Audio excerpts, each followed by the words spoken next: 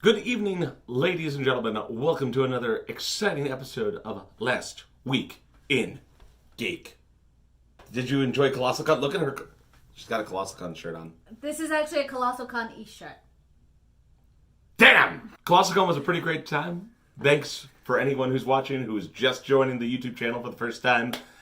This is the part where we do weird stuff on video and everything else in the channel.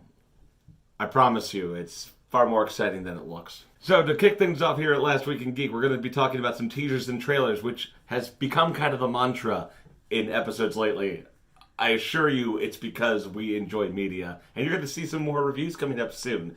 Talking about Pixar's newest film, Onward? Onward. It's Onward. I was going to say Upward, and I was like, no, they did Up already. Onward. 10 years from now, it'll be backwards. It's going to be about the medieval lands. You know, all that good stuff. But they're just going to go through all the cardinal directions. Yeah. Onward, on the other hand, looks like it's going to be a world envisioned with mythical creatures being everyday people. So a kid-friendly Bright? I mean, we don't know if it's kid-friendly yet. It's Pixar, it's kid-friendly. I mean, you could argue that. I mean, I suppose if you're part of the Game Theory channel, yes, you could. Bum, bum, bum. If those two brothers play D&D, I'm going to eat my hat. It'll be the funniest thing I've ever seen in my life. Two elves playing Two elves deciding to play D&D. Like, did you see the way his brother was talking? It's Chris Pratt, right? Yeah. Yeah, Chris Pratt's playing one of the brothers, and it's like talking like a role player. It's just like, oh, we are going on a quest. I think his brother's just weird. Yeah. I love how you just insinuated that D&D players are weird. Rambo is coming out with a new movie, Rambo Last Blood. Which, there have been rumors that Rambo will finally die in this movie. Is that like every other time that they've rumored that someone's going to die and then totally didn't happen? But it was obvious, but it totally didn't happen. It's not going to happen. You don't expect it to happen. That's how they can keep selling it to you. No, I think the whole point is Stallone is a little tired of replaying the character. Though, what do you mean he's tired of He's been playing Rocky for forever. Rambo he's played in like 5 movies total, and 2 of them didn't even count. I love how 2 of them didn't count. First Blood Part 2 wasn't even a movie. If you want to see this movie, it'll come out September 20th. Hooray. Prime has a new series. Looks kind of steampunkish. It's just bright. Carnival Row. Which it seems like might be about some forbidden love between a human and a fairy. It's played by Cara Delevingne and Orlando Bloom. I was about to say Johnny Bloom. I have no idea why. It's just the sequel to Peter Pan. I guarantee you. Peter Pan has grown up and is now just giving it to Tinkerbell. That's what they wanted all along anyway. All right. Hook was the wrong way to end that story. That series premieres on Prime and on August 30th. Meanwhile, Netflix, the competitor to Amazon Prime, has finally announced a definitive date for the Dark Crystal prequel series, which I'm excited about. You guys don't care about yet. Just wait till you see the trailer, though. It's really cool. I like how the Muppets kind of look like they're there, but not really. It has this really interesting glossy feel where they feel very much more realistic than usual. I mean, the way you pitched it to me right before you showed me the trailer was it looked like they were using CGI on the puppets, and I thought that was kind of funny because in my mind it was like, I mean, it's Jim Henson, so I expect puppets. Are you trying to tell me that they're doing motion capture on the puppets? And what did it look like to you? I mean, I was too distracted by the actual CGI portions because I don't expect that in relation to the Dark Crystal. Like the motorcycle tank thingamajigger, whatever that is. I don't know. Also, all you really need to know is that it's going to end badly. I mean, if anyone's watched The Dark Crystal, you should know, considering this is a prequel. There's no spoilers there because it's been like 30 or something years, guys. It's not going to end well.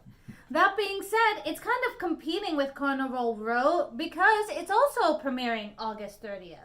Ooh. I see how it is, Netflix. This is how you guys are going to judge each other from now on. It's not Nielsen ratings. It's going to be whose web traffic goes up the highest. Meanwhile, in the background, Pornhub just going like, They'll be back. They always come back. All right, well, the next one is for a comic that's actually should already be out. You should be able to go get it at your local comic book store or on your local e-comic book store. It's a trailer for Batman Last Night, which seems to be like Batman in a post-apocalyptic world with a Joker head in a cage that he's carrying around, solving the mysteries of his past in order to solve the mystery of the future. Tank Girl and Batman together. In fact, there was even a tank in one of those portions. That's like immediately my mind went, Tank Girl. I don't know. I thought that trailer looked really, really awesome. It's actually for their Black Label series from DC, so this is actually for the adults. It's supposed to be all their adult-oriented comics, so this will be kind of fascinating. Looks like there'll be a cameo from Superman, maybe Wonder Woman. That looked like Wonder Woman, I think. I think that was Wonder Woman. Possibly. I don't know. Maybe it was Judge for Supergirl. yourself.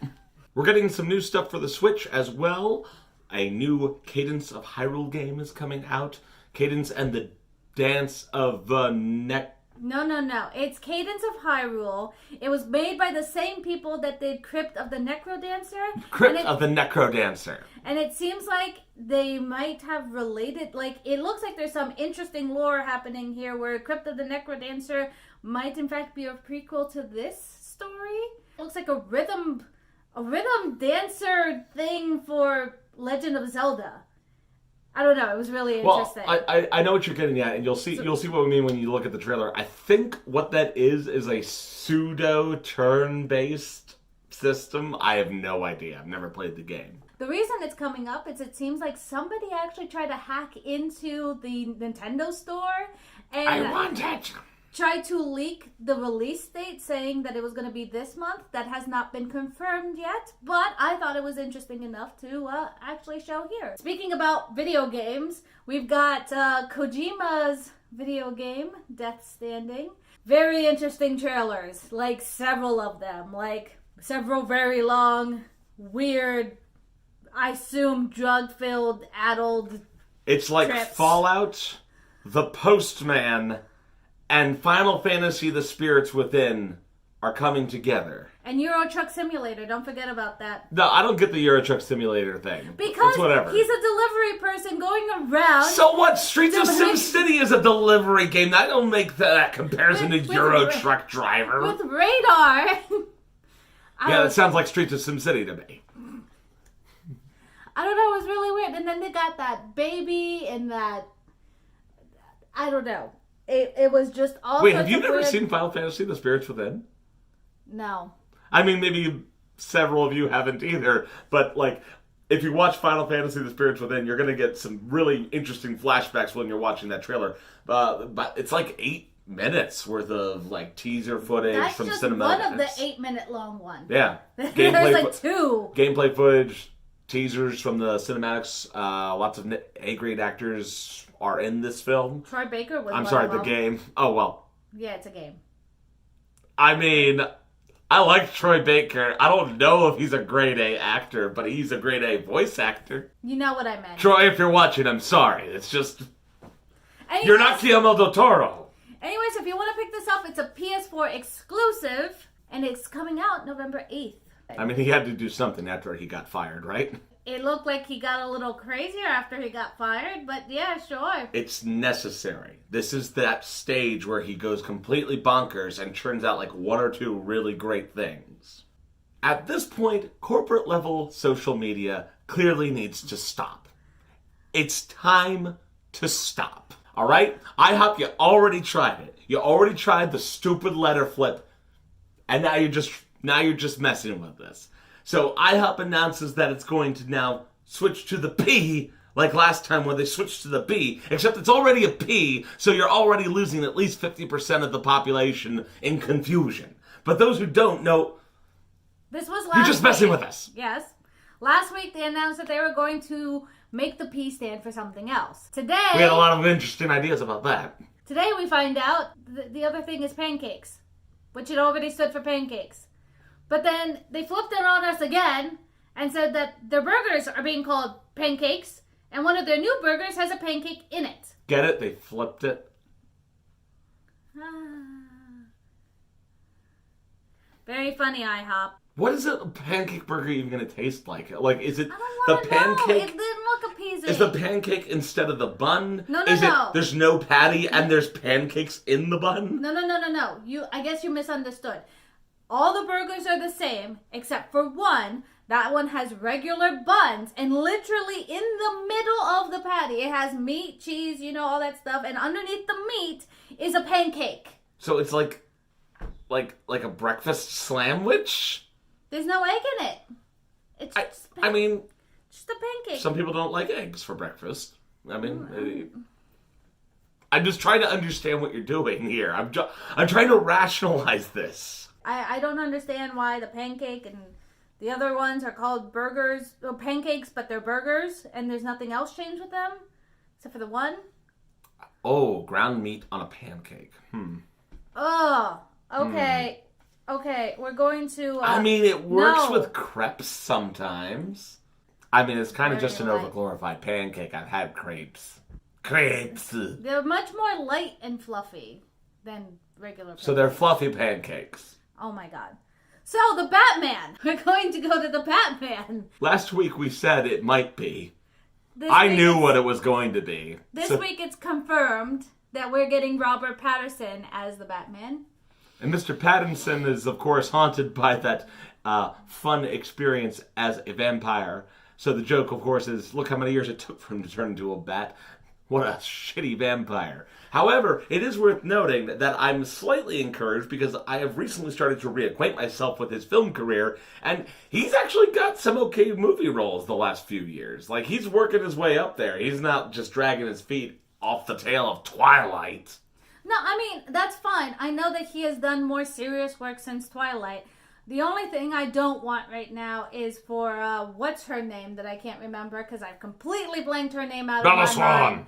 Yeah, her. I don't want her as Catwoman. Please don't make her Catwoman. But at the same time, all I'm saying is you shouldn't judge Robert Pattinson based off of the Twilight film when it comes to his upcoming role in Batman.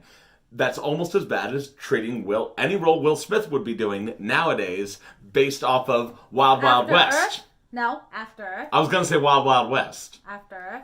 Some people like Wild Wild West, so okay, fine, After Earth. I liked Wild Wild West. Some people like After Earth. I guess I'll say Aladdin. You get what I'm going for. Will Smith had his ups and downs. Robert Pattinson started really low and it can only go up. Netflix seems to be scrambling to do whatever they can to keep your attention in the wake of the loss of the Disney revenue because they're coming out with an adaptation with the Russo brothers of Magic the Gathering. Magic the Gathering. Yes. They're actually working... Because we needed a live-action version of playing children's card games. Uh-oh, shots fired! He called it a kid's card game! It's not live action. Is it not? It's animated. It's another animated card. I know that they've been working very closely with Wizards of the Coast and a bunch of other people. Like, I know one of the companies involved happened to work on the Dragon Print. Oh, that's encouraging. I guess I shouldn't be surprised because now even live-action movies are basically animated movies. If you're looking at I'm looking at you, Lion King. They're calling it anime. Which I wanted to get your professional opinion because you do several panels based off of what is anime and what is not. And I know you have other colleagues who may disagree with this new definition that seems to be happening over at Netflix when it comes to anime. Me personally, no. However, Charles Dunbar and I was on Charles Dunbar's panel discussing the issue of American anime and what is anime, as ADV would put it. And, I don't know. For me, in my work, I classify anime as a subset of Japanimation because I'm super pretentious like that. For me, anime is a classification that's based mostly on chronology of Japanese production. Other people do it very differently. There's one guy in particular, I can't remember his name, but he classified anime based off of its production methodology. Because if you know anything about technical production of anime, the reason anime was kind of like this sidebar thing for so long from the industry standpoint is because it was actually significantly cheaper to make anime compared to traditional cartoons, and not just because, like, exchange rates. Like, if you actually go back and look at old anime, you can tell that the methods they use are actually cheap. Like, we like it because it's like the more mature themes, but like that's why you get those long pans that have rapid moving lines to imitate motion. It's because anime was known for that. That's how they managed to do that kind of thing. So it could be classified that way. The most popular argument for kind of incorporating these kinds of shows that aren't from Japan at all, Legend of Korra, apparently Magic the Gathering, has everything to do with stylistic, aesthetic art reasons. And now I've argued against that for a long time because I don't think that's reliable at all. I mean, I could show you the movie Dead Leaves to disprove that there's an aesthetic consistency across all of the things that are called anime. But I think what ultimately what we're facing here is not just a shift in how people use terms, like you see with a lot of other words, but I think we just have parallel developments. So, for example, there's anime as I've classified it. The hints of this were dropped years ago when, someone talked about how much they like the anime genre. It's like, oh, well, anime's not a genre. See, it kind of is. And this is one of the things that came up at Ichiban Kana at that panel, was I actually made the suggestion that, no, actually, there kind of is an anime genre. And I think that the anime genre might ultimately be what we're dealing with here. There's no reason we can't have two parallel uses of the terms. It's just important to be mindful of that if you're going to be using it on an everyday basis. I think there definitely is at this point a genre of animation that people think of as anime, and that focuses in on things like the manga art style that you have come to be most familiar with when referring to the term anime. It includes things like sweat drops and the anime, the falling down stuff, the most stereotypical forms of anime trope you can think of. And I think honestly that we've reached the point where there really is an anime genre. If you were to depict any of these things in a CGI setting, you could say, oh, yeah, well, that is an anime style. There's live action videos where they imitate anime, like if real life was anime. Oh, yeah. Mm-hmm. I think that's literally proof that there is an anime genre, because there are aspects of presentation and format that, while not present in everything that I would call anime, has come to form a definable body of work. And to that extent, I would say that at this point, we kind of do have a genre called anime. So when Netflix puts something on the anime list, I think it's less about historical reasons. I think it's less about technical categories and more about genres of entertainment. I feel I'm of two minds on the issue. Well, I was going to say, it feels... I don't understand, because they were classifying things based off of production, because they were working with some Japanese companies to create certain anime and put it in their anime category. And I feel like this is finally a shift of going, you know what, we're just going to throw in the Dragon Prince, even though that's technically not correct. And now we're going to just throw in this new Magic the Gathering series in, because that's it feels like they've looked at their algorithms, and people who would watch anime would watch these shows too, so now it feels like they're dumping it into this category. Well, I mean, there's definitely an element of marketing there, but that's what all genres are. Genres are definably about marketing. Like, one mystery movie can be heads and tails different from another mystery movie. That doesn't make it not a mystery movie, because a genre, the entire idea is that you appeal to a particular type of taste, and that taste is entirely focused in on consumerism. Well, I mean, it's all about consumerism. That being said, if you guys have a different opinion than we do, feel free to let us know in the comments. It seems like this is going to be an ongoing discussion for a little while, now that it seems like our focus of anime is significantly changing from the old days. Yes, comment below so I can tell you you're wrong. And you should feel bad? No, it's a different panel. What else? Oh, well, it's just more Netflix news. There's a new series. It's basically... People are going to start thinking that we are corporately endorsed by Netflix. No, I wish we were getting paid by Netflix, but we are not. It just Can I get my own Netflix show? About what? You talk and I yell over you. That's what we do anyway. I mean, I was going to say you do that anyways, so... I just want to get paid for it! That being said, this new series is based off of the Frank Miller's book, Cursed, which is kind of a reimagining of the Arthurian legend. It's all about Nimue, who is kind of destined to be the Lady of the Lake. And she and Arthur go on this big quest to go find Merlin and something about a magical sword. Miss of Avalon? It's very interesting. I guess. I think I'm done with the Arthurian legend, honestly. They remake Arthur stuff like once every 10 years. Kind of like Robin Hood. Wait. I'll tell you why it's interesting. It's from a female perspective. So the Mists of Avalon. Well, I'm glad that you don't find it fascinating, but I find it fascinating, especially because we know who the main character is going to be played by. It's going to be played by Catherine Langford from 13 Reasons Why. We don't have a trailer or anything like that. We just have a picture. Oh, neat, I guess. But again, the Mists of Avalon. We get to hear all about Morgan Le Fay and witches and druids and how much she wants to bang her brother. It's great. Well, I'm looking forward to a strong female with a sword, so you can say whatever you want. In Japan, the hotly anticipated Ghibli Park is finally taking shape. I don't remember the exact release date that they're posting for. I call it the release date. The opening of this fantastic new themed park. 2022. 2022. In the Expo 2005 Aichi Commemorative Park in Japan specifically. Yeah, the building next door just caught on fire or something.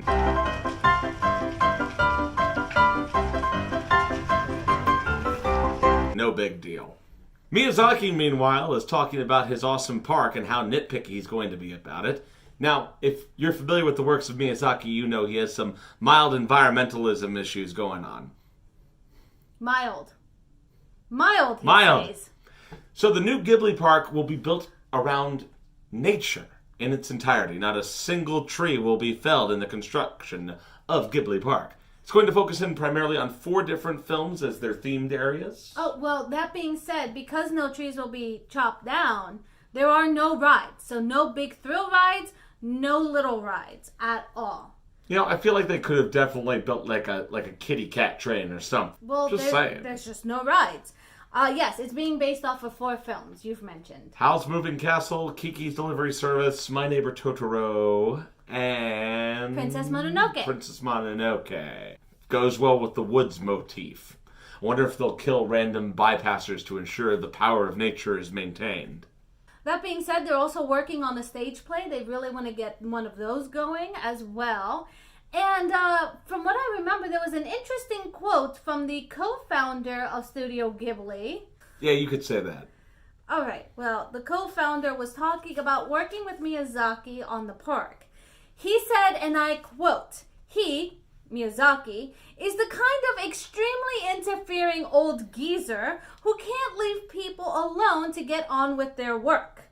He can't help worrying about Ghibli Park.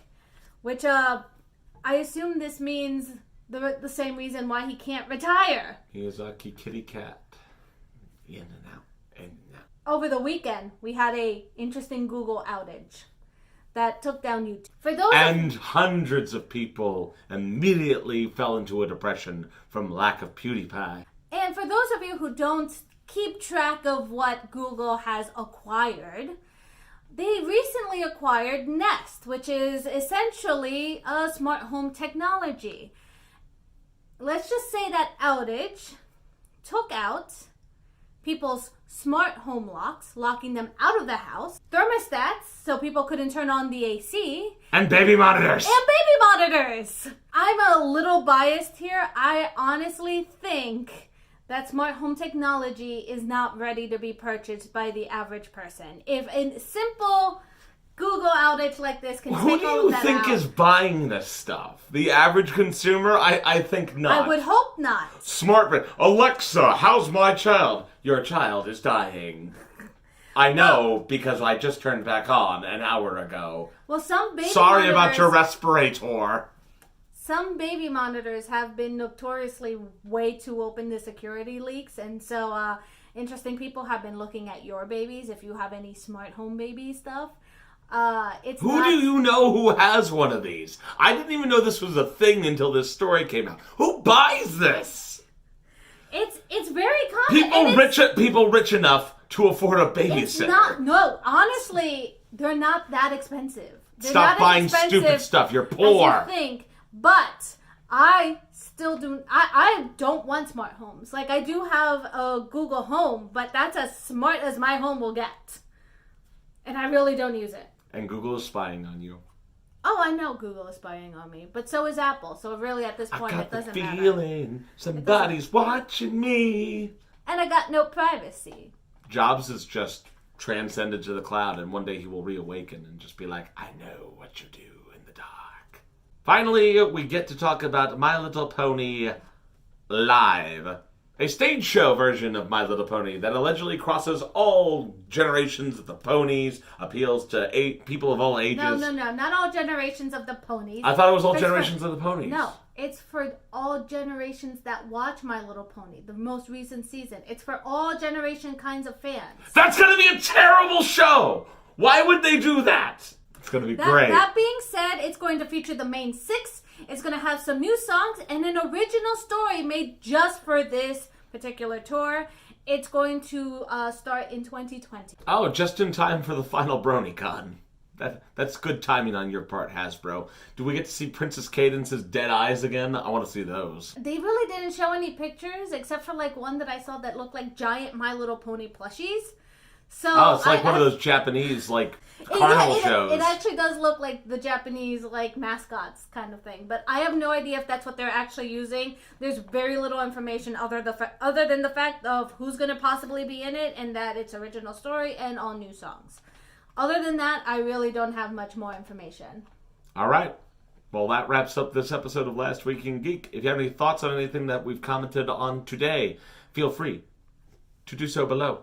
You can hit that like button and hit the subscribe button. I didn't point in the correct direction, but that doesn't matter because it's all about what you hear. Because none of you actually look at the screen. They've proven this scientifically. We really love to hear your thoughts. We want to know more about whether or not you like this kind of content. And if you enjoyed my beautiful song, you might be in store for some more music this week. We'll see what happens. So, I think that's the end. Good night. Bye-bye.